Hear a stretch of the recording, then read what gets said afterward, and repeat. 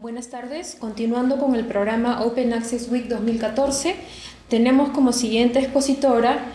a María Alejandra Tejada, de la Pontificia Universidad Javeriana. Ella es estudiante doctoral del Programa de Gobernanza del Conocimiento y la Innovación en la Universidad de Twente, Holanda. Además, tiene la maestría en Ciencia de la Información de la Universidad Carlos III de Madrid y tiene una amplia experiencia en diversos ámbitos de la gestión de publicaciones científicas, en la investigación y en la enseñanza. María Alejandra hoy nos va a presentar el trabajo titulado Tendencias internacionales en la visibilidad científica, actores y roles en la gestión e impacto de la información. Entonces, María Alejandra, sin más presentación, te damos el pase para que puedas comenzar la presentación de tu trabajo. Gracias.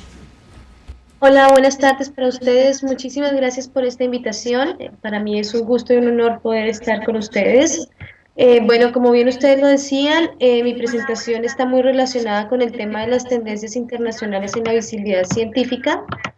Eh, y estará dividida, por favor, siguiente, en dos grandes, el contenido estará en dos grandes partes. Primero, la internacionalización de la investigación, donde estará muy relacionado con lo que trabajé en mi tesis de la maestría y sigue con el trabajo que estoy desarrollando en el doctorado. Y el tema de la visibilidad y la accesibilidad de la información, que está relacionado con el cargo que ocupé en la Universidad Javeriana por 5 años, coordinando las revistas científicas, y estará muy enfocado al caso de la Universidad Javeriana. Siguiente, por favor. Para tener en cuenta el tema de la gestión de la investigación universitaria, en los últimos décadas ha tomado un papel muy importante el rol internacional, el rol mundial de los rankings, de la citación, de la cienciometría, y también las nuevas dinámicas latinoamericanas en términos de acceso abierto, en términos de las bases de datos regionales como son Cielo y Redalic. Y pues en el caso colombiano tenemos nuestro propio proceso de indexación y de citación y nuestros propios procesos de repositorios. Desde esta perspectiva, hay 4 niveles que se podrían mirar. Un estratégico donde se encuentra los marcos teóricos relacionados con la gestión de la investigación, que están desde las aproximaciones de sociología de la ciencia, filosofía de la ciencia, donde encontramos a Robert Merton, Thomas Kuhn y cada uno de estos teóricos que han hablado de esta perspectiva. No podemos dejar de lado las políticas científicas de los sistemas nacionales de ciencia y tecnología que cada país ha ido desarrollando y que impactan a las universidades y a la investigación, por supuesto.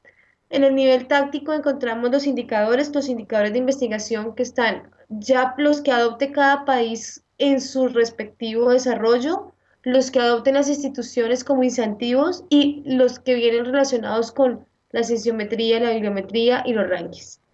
Rankings como Webometrics, que están mucho más relacionados con repositorios, pero también como Easy Web of Science o Scopus y los que nuevamente ha desarrollado Redalic y Cielo en conjunto. Todos estos desarrollos en términos teóricos y políticos impactan a las universidades y generan modelos de gestión de la investigación que pasan desde la gestión del conocimiento, desde el New Public Management, desde la transferencia tecnológica y desde la propia administración de la ciencia. Por último, podemos encontrar el tema del control, que en Europa se ha desarrollado mucho, pero en Latinoamérica muy poco. Hay un grupo que trabaja los Current Research Information System o los sistemas de información de gestión actualizado de datos y que también está muy relacionado con algo que se ha comenzado a trabajar en los últimos años, que es el tema de Data Science, y trataremos un poco más adelante. Siguiente, por favor. En términos, en la diapositiva número 4 podemos encontrar la gobernanza de los sistemas de ciencia y tecnología. En el departamento que trabajo en la Universidad de Twente, trabaja el análisis de los gobernanza de los sistemas nacionales de ciencia y tecnología. Este es un resumen de Stefan Kuhlmann y Arnold, quienes han trabajado por varios años cómo las instituciones pueden generar una coevolución, la política nacional puede generar una evolución en términos de los temas de ciencia y tecnología. Por un lado están las demandas en términos de consumidores y productores de conocimiento, y unas condiciones marco que están relacionadas con el ambiente financiero, impuestos o los propios incentivos que se les pueda dar al desarrollo del conocimiento y de la innovación. Hay unas políticas públicas y eso genera una gobernanza que impacta en primera instancia a las universidades o a los sistemas de educación, a los grupos de investigación y por supuesto a todo el sistema interno que tienen las universidades y que más adelante ahondaremos en el caso de la Javeriana. Y por supuesto están los centros o instituciones de investigación especializadas por temáticas, como pueden ser medicina tropical o específicos temas con la industria. Y un tema que poco se ha tratado, pero que tiene gran importancia en los últimos años, y es la transferencia tecnológica, el desarrollo con los spin-off, la usabilidad del conocimiento. Y por supuesto que todo esto se enmarca en una perspectiva que no puede ser lejana al acceso abierto, como es el tema de tratar la propiedad intelectual. Y como lo van a tratar más adelante en el tema de Creative Commons, podrán profundizarlo más, pero hay que tener claridad que hablar de acceso abierto y hablar de la producción de conocimiento también da importancia a entender cómo se regula la propiedad intelectual y qué se puede y qué no se puede tener en acceso abierto o qué se puede divulgar y qué no se puede divulgar. Pasando a la quinta diapositiva, eh, un jugador muy importante en estos nuevos desarrollos internacionales son los rankings, que cada vez han tomado mucha más fuerza. Una definición de la UNESCO trata de clasificaciones comparativas que clasifican universidades, departamentos, docentes, investigadores, revistas y tienen diferentes perspectivas para mirarlo y que bueno, como todos bien sabemos, metodológicamente hay muchos eh, brechas o temas que no se han podido tocar bien y son muy criticados. Una de las críticas mayores es el juego que hacen las universidades en términos de rankings de toda índole, que tienden a homogenizar las instituciones, haciendo que las instituciones pierdan el juego entre lo local y lo internacional y las necesidades de conocimiento o de investigación locales versus las agendas internacionales de financiación de la investigación. Las funcionalidades, por supuesto, hay que reconocer que el proceso de los rankings ha permitido que las instituciones a nivel internacional mejoren, se normalicen, que sean instrumentos de evaluación, permitan compararse a nivel mundial, permitan la movilidad desde diferentes perspectivas, estudiantes, investigadores, doctorantes, como lo podemos ver en la diapositiva 6. Pasando a la diapositiva 7, podemos ver un inventario de algunos de los rankings más reconocidos como es Times, QS, Shanghai, CHE de Alemania y Simago.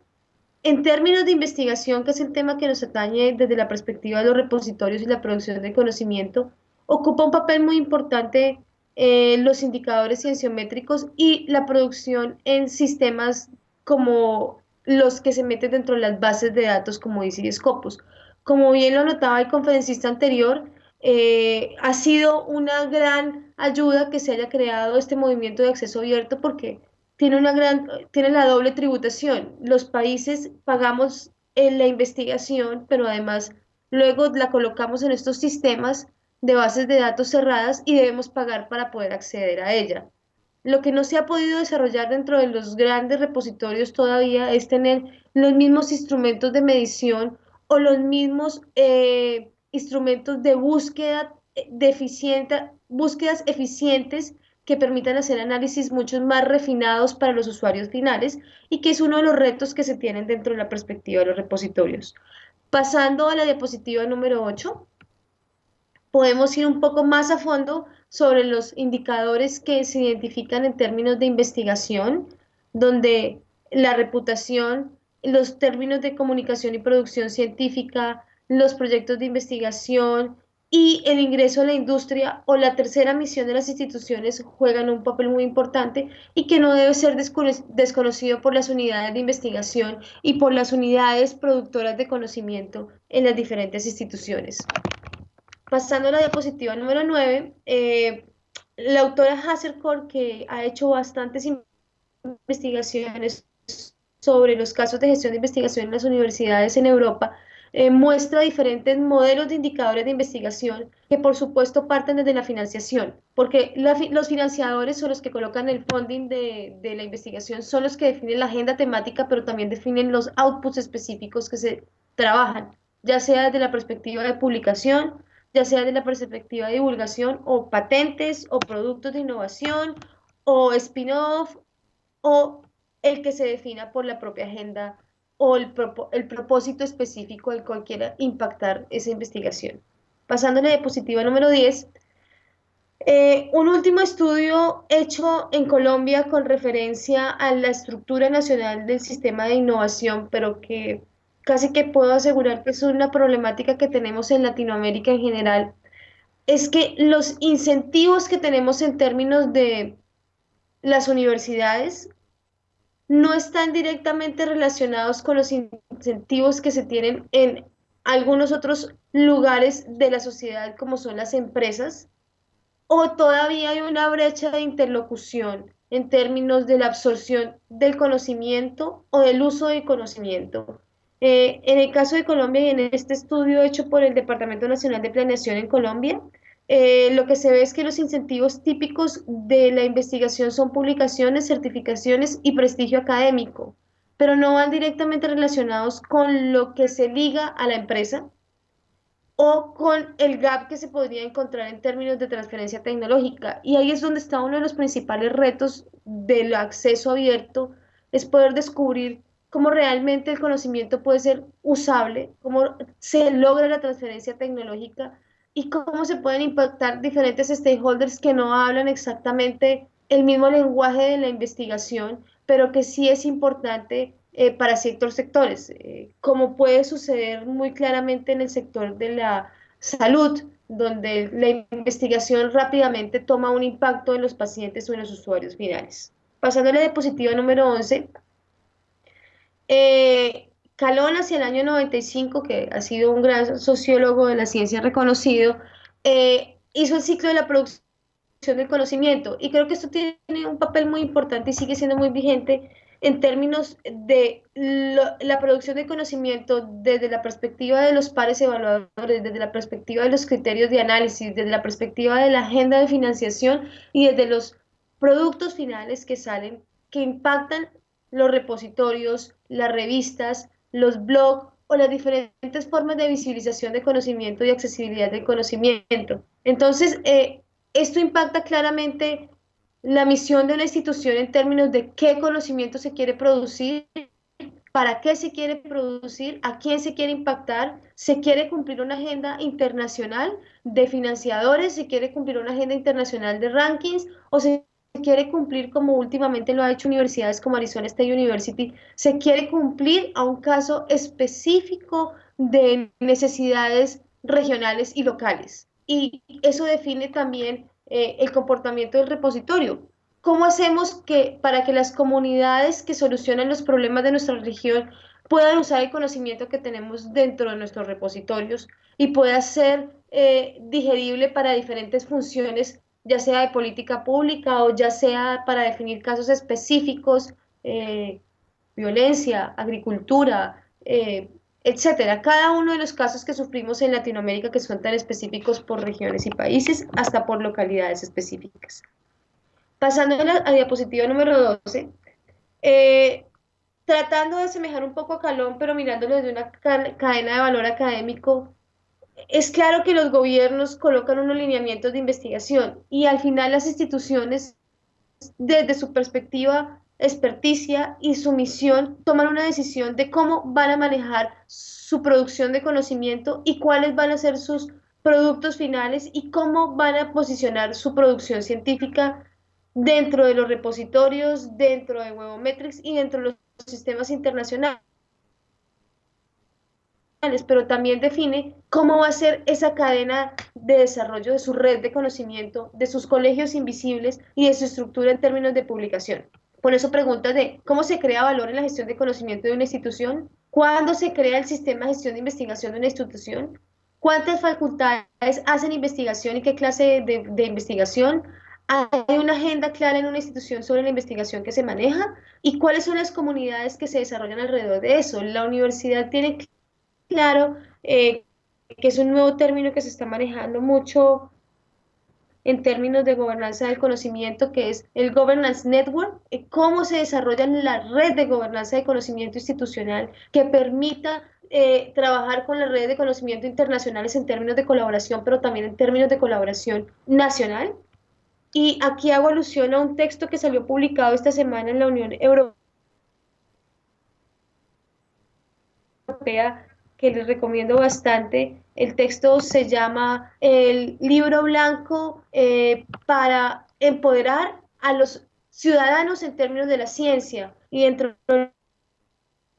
los tópicos que habla precisamente es cómo se genera esa inteligencia colectiva. Y para eso es que sirven las bases de datos, los repositorios, la producción científica, las patentes, pero va más allá de solamente eso, cómo visualizamos el conocimiento, cómo hablamos con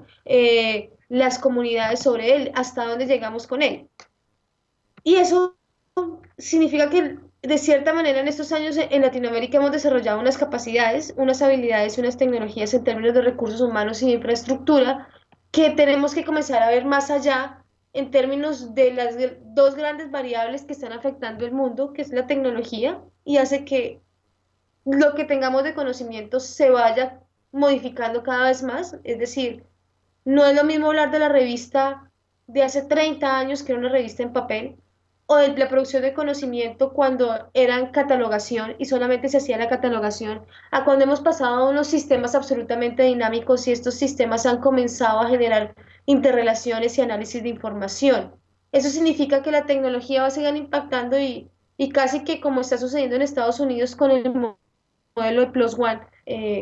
no hay necesidad de que existan tantas revistas, sino que existe un gran sistema que permite que el conocimiento tenga mayor agilidad de uso. La variable tecnología y la variable internacionalización y globalización en términos del flujo de información siguen jugando un papel muy importante, pero sigue claro que el tema de la evaluación de la investigación y la evaluación del conocimiento por pares evaluadores o por sistemas o comunidades científicas específicas en contextos específicos sigue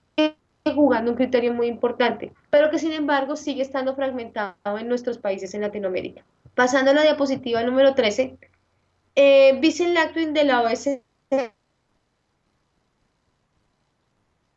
desarrolló 4 escenarios en términos de las unidades, escenarios para la investigación académica. Él habla de 4 variables: nacional versus internacional, administrativa versus un mercado, y define 4 escenarios. Las instituciones que son muy internacionales, con una gestión de la administración bastante alta en términos de gestión de información y de la investigación, que genera un escenario de colaboración. Las instituciones que se dedican a lo nacional, con una administración que tienen una promoción nacional muy alta y que tienen un enfoque en las necesidades locales. En un tercer escenario que está enfocado a las instituciones que están hacia la fuerza de mercado y hacia los temas internacionales. Y una cuarta que está muy enfocada a temas nacionales y a un mercado que es más atada como a la gestión del New Public Management, que es un modelo que está muy criticado en Europa porque justamente ahorita muchos de los cambios y de restricciones presupuestarias de las instituciones se debe a estos mismos cambios del New Public Management, pero que son escenarios que se han ido montando en la creación del desarrollo de la investigación. Pasando a la diapositiva número 14, pasamos un poco a mirar el tema de la visibilidad y la accesibilidad y el caso y la experiencia desde la Universidad Javeriana en términos de las revistas científicas. En la diapositiva 15 podemos ver las 4 variables fundamentales en términos de la producción de conocimiento científico, que independiente del vehículo, sea revista, sea repositorio, sea blog, siguen siendo las mismas. La creación de la información debe pasar por un proceso de calidad riguroso, dado por una comunidad científica, por una comunidad editorial o por una comunidad de pares evaluadores, que le da el prestigio, y eso está acompañado de 2 variables muy importantes que son la visibilidad, que está acompañada de la accesibilidad. Cómo nosotros hacemos visible ese conocimiento para que tenga mayor impacto en las comunidades. Y eso no solamente se habla de que sea visible en las bases de datos internacionales, como dice Scopus, que tienen todo el reconocimiento de calidad, sino que también estamos jugando a estar en los diferentes sistemas de visibilidad que den las comunidades científicas específicas. Cada área de conocimiento tiene una forma de interlocución y de visibilización absolutamente diferente. Y debemos conocer esos canales y debemos conocer ese lenguaje que podríamos hablarlo desde la perspectiva filosófica, ontológico, de comportamiento de su conocimiento para visibilizarlo y así poder ganar el impacto y que la locución que tengan nuestros investigadores no sea una locución solamente pensando y mirando como algunos de los, como varios de los teóricos en Latinoamérica han hablado sobre el tema de la ciencia y la tecnología en Latinoamérica, que nos hemos pasado trayendo la teoría de la dependencia, exportando modelos para montar modelos que luego no funcionan en nuestros países, sino que podamos comenzar a desarrollar un flujo de información que permita que nuestra interlocución con las comunidades internacionales sea de pares, pero que nos permita comprender nuestras realidades locales y nuestras realidades nacionales, viendo con crítica y con análisis lo que pueda producirse en otras partes del mundo, pero permitiendo que eso sea contextualizado, que son las nuevas dinámicas que se están dando en la educación superior. ¿Cómo se contextualiza eso a nuestra realidad? Sin tomar ligereza a un ranking o sin definir un ranking para una universidad, sin definir si realmente eso va acorde a la misión y al contexto de nuestro país o de nuestra región o de lo que quiere una institución. Pasando a la diapositiva número 16, está el ciclo de interacción de la información entre los investigadores y la nueva información que se va desarrollando, que es la base para desarrollar cualquier proyecto de gestión de conocimiento, de gestión de información. Pasamos a la diapositiva 17. Aquí es donde el rol de la información juega un papel muy importante para poder entender realmente cómo es que se gestiona la información científica dentro de las instituciones y le podemos dar esa variable de calidad, esa variable de normalización, esa variable de estandarización, pero además esa variable de visibilidad y accesibilidad que pueda interlocutar con las redes de conocimiento del mundo y que pueda generar la gobernanza de conocimiento. Que en términos teóricos podríamos estar hablando también de la relación tanto de la gestión de la información, pero también de lo que Merton ha hablado de la sociología de la ciencia, o Thomas Kuhn también ha trabajado en términos de sociología de la ciencia y las metodologías de análisis que están ahí, incluyendo perspectivas bibliométricas, que si ustedes mismos se han ido dando cuenta cómo ha ido evolucionando este tema en los últimos años, hemos pasado solamente del factor de impacto y la citación a comenzar a hablar de altimetrics e indicadores alternos de análisis de información que no necesariamente pasan por los mismos canales de medición y a comenzar a mirar que no solamente la perspectiva de citación, sino de sistemas como Publish or Perish o sistemas de impacto de visibilidad, a veces la variable visibilidad versus indexación no tienen la misma conexión, como lo podrían ver en el artículo que publicamos hace 2 años con un grupo de biólogos analizando las revistas colombianas, donde mirábamos que las revistas mayor indexadas en el país, en el sistema nacional, no necesariamente eran las revistas mayor visibles y que tenían mayor nivel de visibilización a nivel internacional. Entonces son variables que hay que saber jugar y analizar cómo las instituciones la pueden mirar. Pasando a la diapositiva número 18, entonces ya en los últimos 10 años, con todos estos procesos que se han venido dando, hablamos de 1000 metrics: infometrics, bibliometrics, cienciometrics, cibermetrics, webometrics, y seguramente que seguiremos encontrando muchas metrías, pero lo importante es que en lugar de comer entero podamos identificar qué es lo más adecuado para nuestras instituciones, sin llenarnos de muchas metrías, pero sí que pueda cumplir con el contexto específico de la misión de la institución y que pueda engranarse con cada uno de los actores internos de la institución y con los actores externos. Pasando al caso de la Javeriana, en la diapositiva número 19,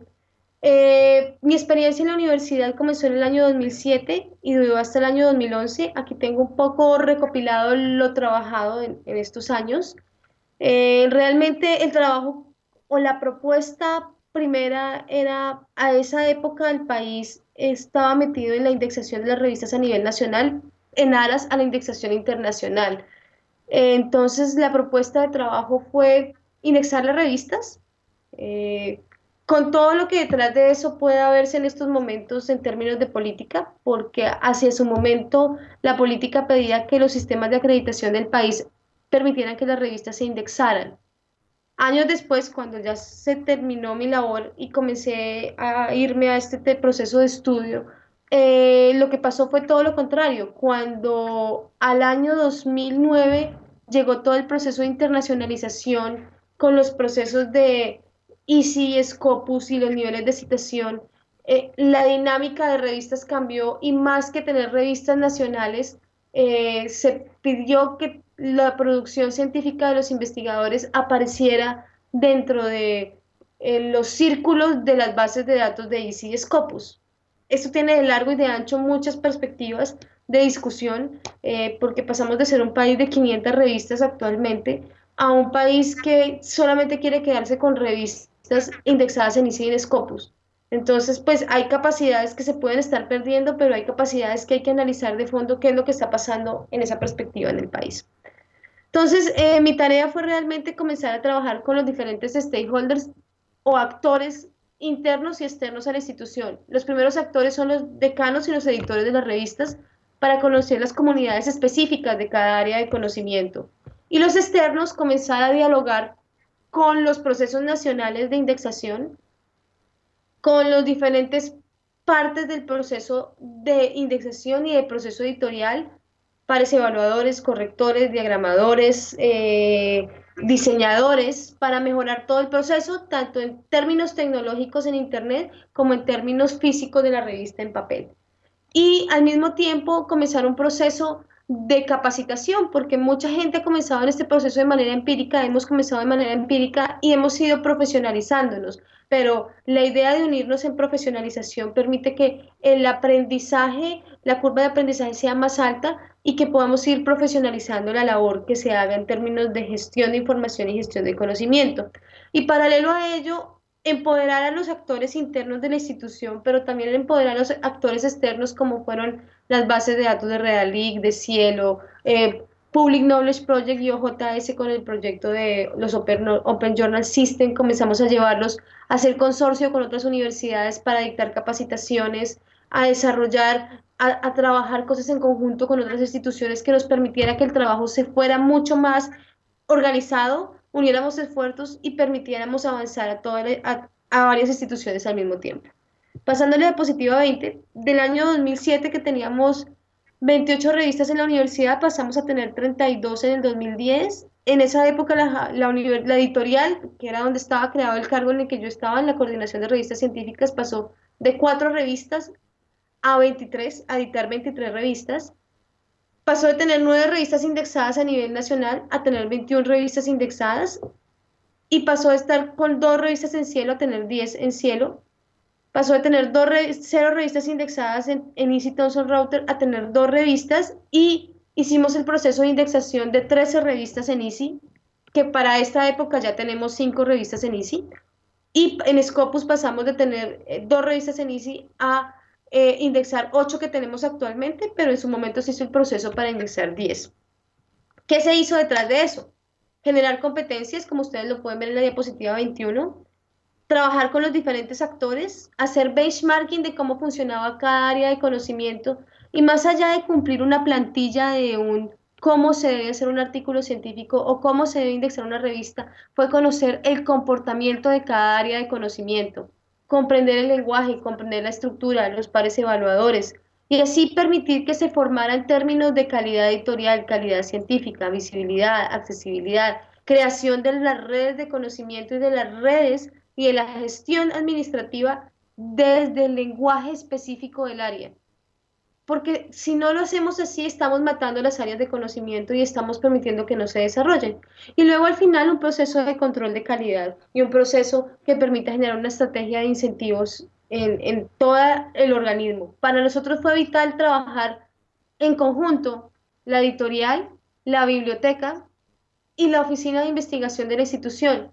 Porque cuando se habla de gestión del conocimiento y de gestión de información, estas unidades cumplen un papel muy importante. Claro que la unidad de tecnología cumple un papel muy importante porque es la unidad que realmente le da la plataforma tecnológica a los sistemas que queramos utilizar y la unidad de comunicación es la que permite que se ayude a comenzar a generar unas estrategias de visibilización y accesibilidad de información. Entonces, tener interlocución con todos estos actores y no ser islas perdidas trabajando cada uno por su lado, permite que muchas cosas que se pueden ser como islas perdidas se comiencen a trabajar en conjunto y que la institución gane en general. ¿Qué se hizo? Comenzamos a trabajar desde la perspectiva de la gestión de proyectos, cronogramas, listas de chequeo de mejoras en estándares internacionales, ajustes de indicadores, rediseño en términos de visibilidad y belleza o diseño gráfico, tanto electrónico como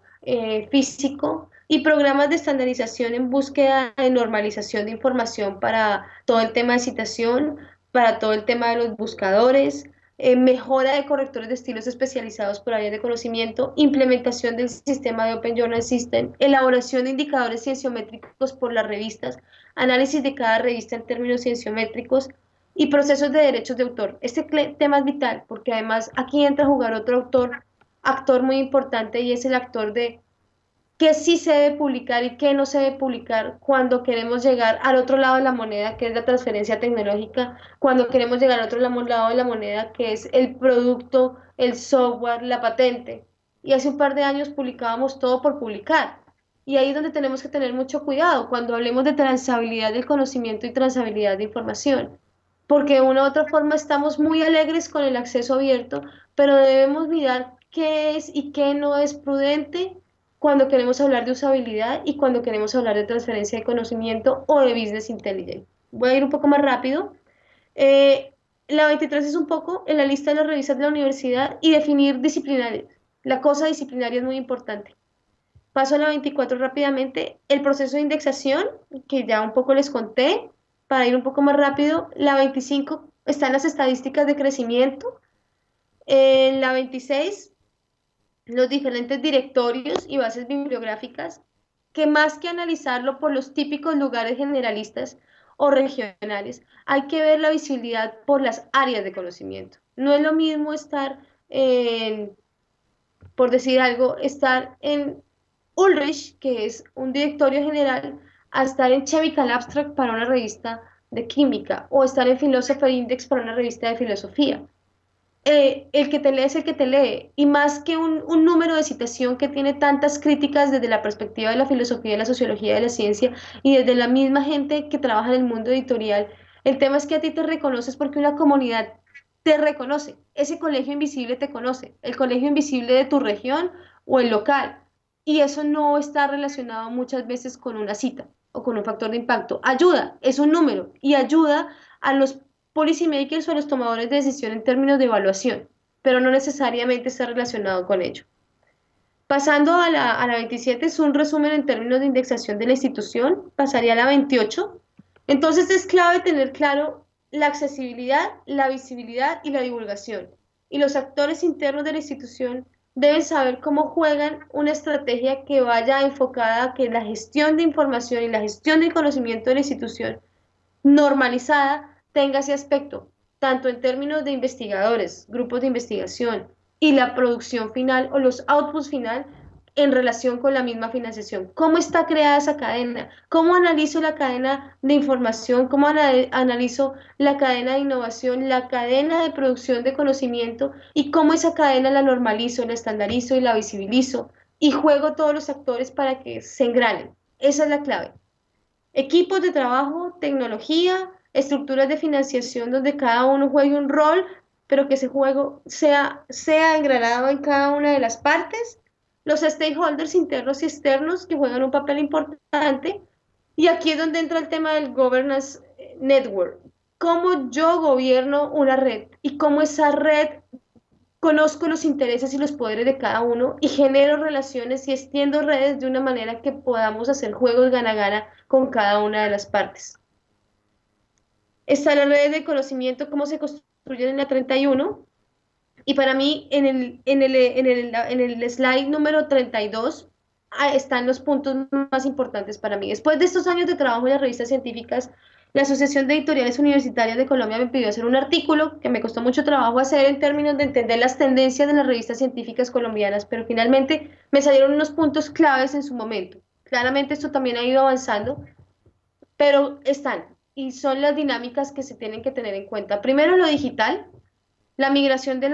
revista básica a la web 2.0, a la ciencia 2.0 y casi que ya hay gente que está hablando de la 3.0 y de la 4.0. Son temas importantes, son la vanguardia del futuro y la cual no puede ser una institución lejana a eso. El tema de indexación y visibilidad en términos de presencia y capacidad de consulta